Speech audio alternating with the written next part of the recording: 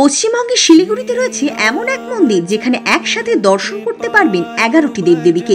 প্রথমে রয়েছে গণেশজি মহারাজ, দ্বিতীয়তে রয়েছে সরস্বতী মাতা, তৃতীয়তে খাটু শ্যাম, এরপরে রয়েছে রামদেব বাবা, তারপর কাল ভৈরব। খুব সুন্দরভাবে রয়েছে শিব পরিবার, রয়েছে রাধাকৃষ্ণ, লক্ষ্মীনারায়ণ এবং রাম পরিবার, রয়েছে মা দুর্গার 9টি রূপের নবদুর্গা।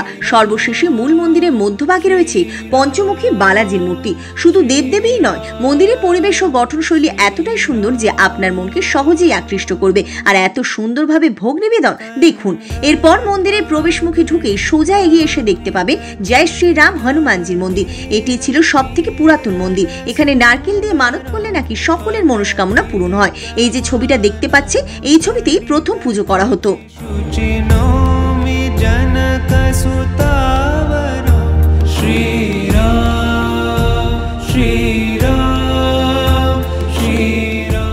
এই যে স্ট্রাকচারটা দেখতে পাচ্ছেন, এইরকমই হতো এই মন্দিরটি, কিন্তু কোনো কারণবশত সেটি হয়নি, নইলে বাংলার মধ্যে এই মন্দির একটা অন্যরকম আলোড়ন ফেলতো।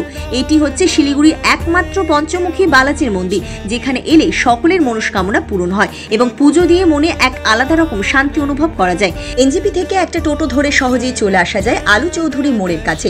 গোশালার ঠিক পেছনেই রয়েছে শ্রী পঞ্চমুখী বালাজির এই মন্দির। ভিডিওটি ভালো লাগলে শেয়ার করুন ও চ্যানেলটি সাবস্ক্রাইব করুন।